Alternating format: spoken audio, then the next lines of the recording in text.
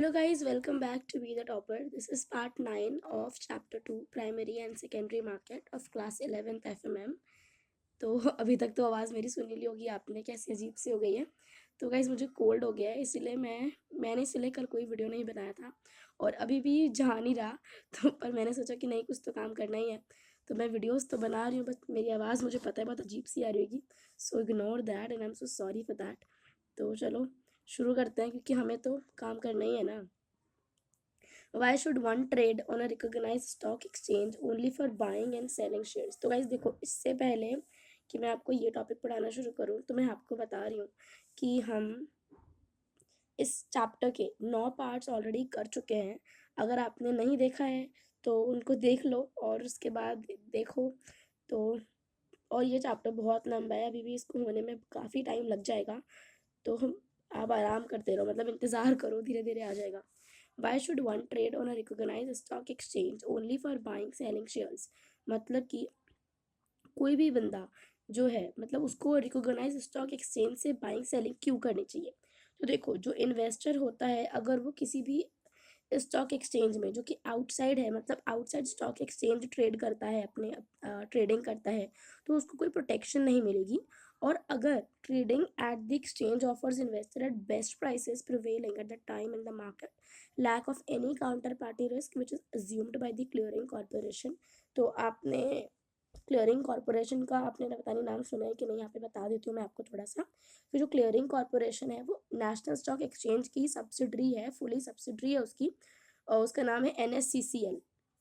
जो कि हमारे जितने भी हम ऑर्डर लगाते हैं, जब वो ट्रेड बनता है, तो ट्रेड को जो सेटल करने का काम होता है सारा, वो क्लियरिंग कॉर्पोरेशन का होता है। तो ये कह रहे हैं कि अगर कोई भी बंदा एक्सचेंज पे ट्रेडिंग करता है, तो सबसे पहली बात तो उसको बेस्ट प्राइसेस जो भी मार्केट में चल रहे होंगे उस टाइम पर, उन पर ट्रेडिंग करने को मिलेगा। सबसे पहली बात तो ये है ना।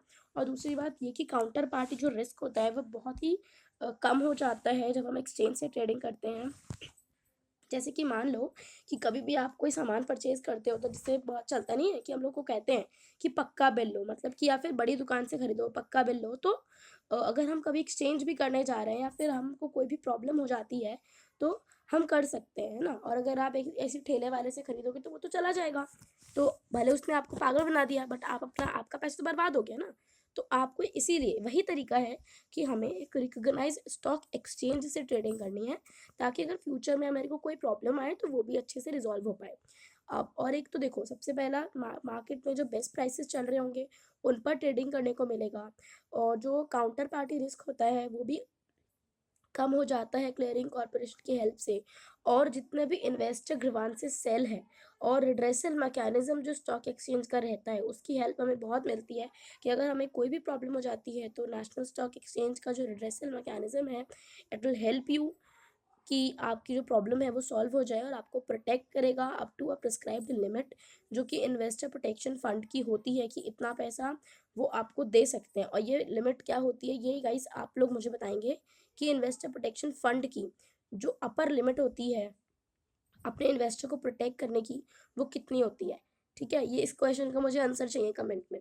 It is also mandatory by the SCRA that any trades on a stock exchange are to be routed through brokers only. और ये बोल रहे हैं, सिक्योरिटीज कॉन्ट्रैक्ट रेगुलेशन एक्ट ने बताया है कि अगर कोई भी स्टॉक एक्सचेंज, मतलब कोई भी ट्रेड अगर स्टॉक एक्सचेंज पे होता है तो वो ब्रोकर के थ्रू ही होना चाहिए। The investor grievance redressal mechanism can be activated only if the investor transact through.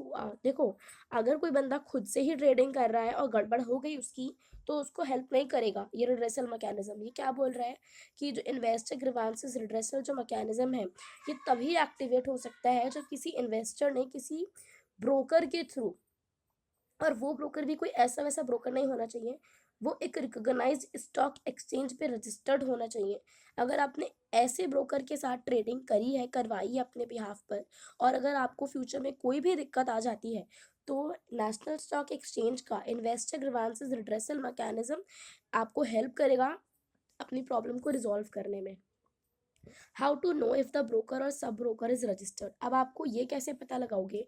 देखो, अभी मैंने आपसे कहा कि देखो, जो आप ब्रोकर के थ्रू जो ट्रेडिंग कर रहे हो वो आपको पता होना चाहिए कि वो एक रिकॉग्नाइज स्टॉक एक्सचेंज पे रजिस्टर्ड है। अब आप मुझसे ये तो पूछोगे ना दी, ये मतलब ये कैसे पता चलेगा कि वो रजिस्टर्ड है या नहीं है? तो अभी इन्होंने यहाँ पर नीचे बता रखा है कि one can confirm it by verifying the registration certificate issued by SEBI. मतलब जो ब्रोकर होता है वो जब रजिस्टर्ड होता है तो सेबी उसको एक रजिस्ट्रेशन सर्टिफिकेट देती है, और आप उस सर्टिफिकेट को अगर देखेंगे तो अगर वो सर्टिफिकेट किसी ब्रोकर का है, किसी स्टॉक ब्रोकर का है, तो जो उसका रजिस्ट्रेशन नंबर है वो INB से शुरू होता है। किससे शुरू होता है? INB, है ना, INB से शुरू होता है। And if it is a sub broker, अगर कोई सब ब्रोकर है तो उसका नंबर शुरू होगा INS से, ठीक है, INS।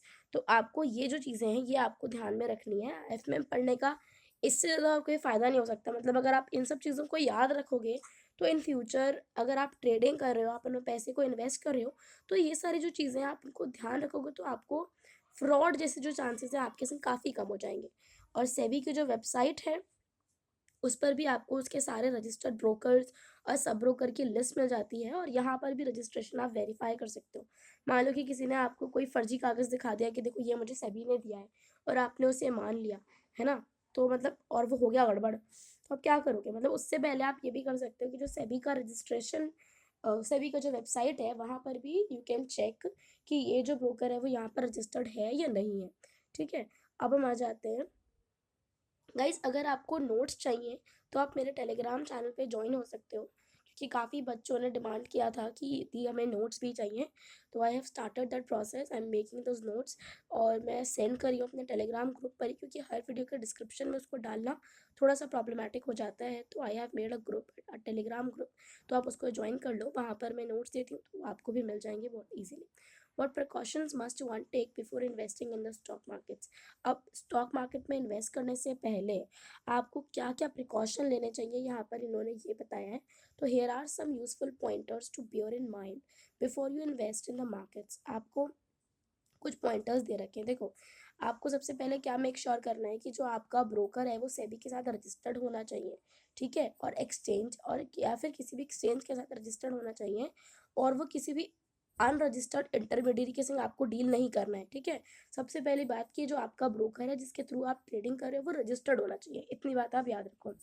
आप दूसरी बात ये याद रखो कि आप सारे कॉन्ट्रैक्ट नोट रिसीव कर रहे हो अपने ब्रोकर से। मतलब हर दिन का जब आप ट्रेडिंग आपकी ख़त्म हो रही है, मतलब हर ट्रेडिंग डे जो ख़त्म हो रहा है, तो उसके बाद आपको याद रखना है कि आप अपने ब्रोकर से कॉन्ट्रैक्ट नोट ले रहे हो। ठीक है, थर्ड अगर हम बात करें तो all investment carry risk of some kind. मतलब जितनी भी इन्वेस्टमेंट होती हैं उनमें कुछ ना कुछ रिस्क होता है। Investor should always know the risk that they are taking and invest in a manner that matches their risk tolerance. आप जो भी प्रोडक्ट में अपना पैसा इन्वेस्ट कर रहे हो, सबसे पहले आप उसका ये देखो कि इसकी रिस्क प्रोफाइल क्या है। मतलब आप कितना रिस्क टॉलरेट कर सकते हो, उसी के हिसाब से आप किसी भी इक्विटी, मतलब किसी भी प्रोडक्ट में, किसी भी सिक्योरिटी में अपना पैसा इन्वेस्ट करो। जो हमारा फोर्थ पॉइंट है कि do not B misled bye market rumours. अब मार्केट में रूमर चलते रहते हैं। जैसे मान लो कि मैंने एक हवा से उड़ा दी कि जो पार्ले जी कंपनी है ना, वो ना 10 दिनों में बहुत ही एकदम बूम करेगी, मतलब एकदम ऊपर जाएगी मार्केट में। तो आपको मतलब ऐसे नहीं है कि पागलों की तरह चले गए और पार्ले जी में पैसा लगा दिया। आई एम नॉट सेइंग कि पार्ले जी बहुत ही बेकार कंपनी है, वो मुझे नहीं पता, ठीक है, बट जो रूमर होते हैं ना मार्केट में, और जैसे कि घर घर के आसपास भी छोटे छोटे जो अफवाहें होती है ना, वो बहुत बड़ी बड़ी बातें बना देती हैं। तो ये तो मार्केट का तो छोड़ो, इसको तो आप रियल लाइफ में भी याद रखो, मतलब लाइफ में भी, अपनी पर्सनल लाइफ में भी, कि रूमर्स पे तो विश्वास करना ही नहीं है। तो मार्केट में when we are investing our precious money, तो आपको ध्यान रखना है कि आप किसी मार्केट रूमर्स के इफेक्ट में आके क्या कहते हैं, इन्फ्लुएंस में आके आप अपना पैसा ना लगाओ, वरना वो पैसा जब डूबेगा तो फिर बहुत दुख होगा। Take informed decision by studying the fundamentals of the company. और अगर आप किसी भी कंपनी में पैसा लगा रहे हो तो उस कंपनी का प्रोस्पेक्टस लो, उसको रीड करो 2-3 दिन, बार बार पढ़ो उसको अच्छे से कि क्या इसकी प्रोफाइल है, कैसी कंपनी है, कहाँ ये लोग पैसा लगाएंगे, और सब कुछ जानो उस कंपनी के बारे में। ठीक है, जो हमारा नेक्स्ट पॉइंट है, the find out the business the company is into its future prospect. मतलब ये वही बात हो गई, आपको ये देखना है कि कंपनी क्या बिजनेस करती है।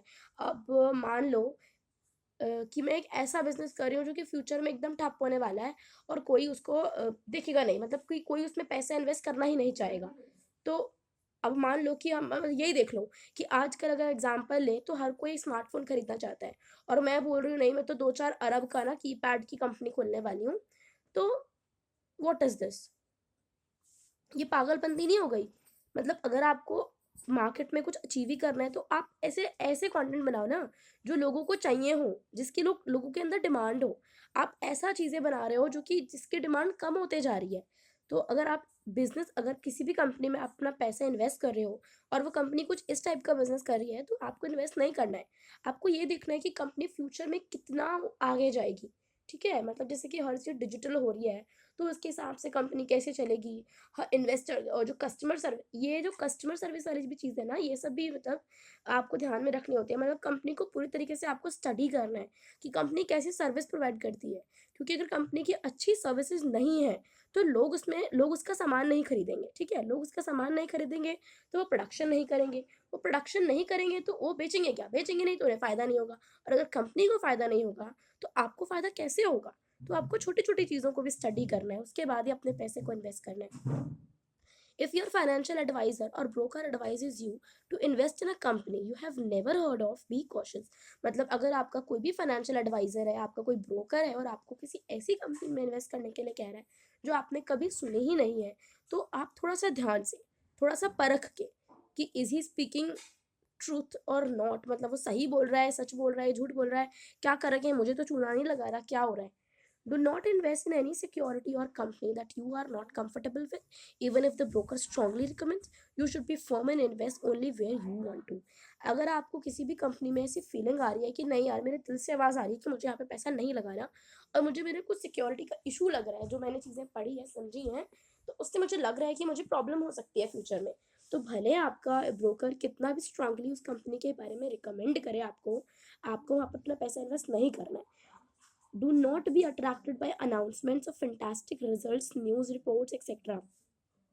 आपको किसी भी एक पर्टिकुलर न्यूज़ रिपोर्ट अगर किसी कंपनी के बारे में आ गई, तो आप उसको सुन के एकदम खुशी से नाचने लग जाएँ और जल्दी से अपना पैसा इन्वेस्ट कर दें, ऐसे आपको नहीं करना।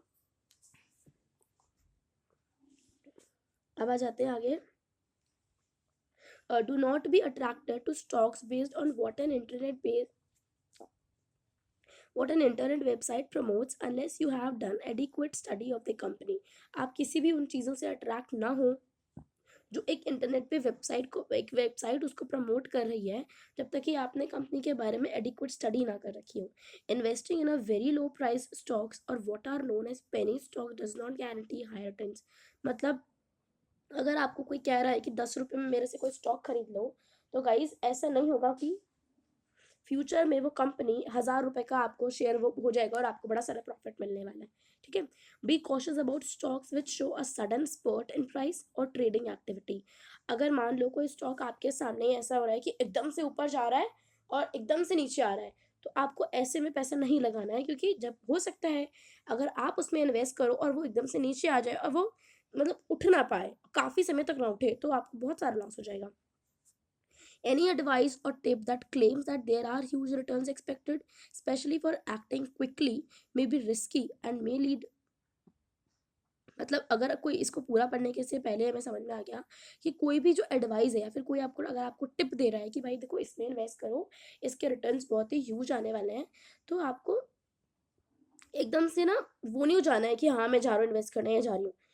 It may be risky or may lead to losing some most or all of your money, ठीक है, मतलब आपका पैसा वहाँ पर लॉस्ट हो सकता है गाइस। तो आज के लिए सिर्फ इतना ही, इससे ज़्यादा बोला नहीं जा रहा। So thank you so much. अगर आपको वीडियो अच्छा लगा हो तो उसको लाइक करना, शेयर करना एंड चैनल को सब्सक्राइब करके नोटिफिकेशन बेल को प्रेस करना, ताकि आगे आने वाले पार्ट्स भी आपको ऐसे ही मिल पाएँ। एंड अगर आपको नोट्स चाहिए तो आप मेरे टेलीग्राम चैनल पर भी ज्वाइन हो सकते हैं। Thank you, bye bye.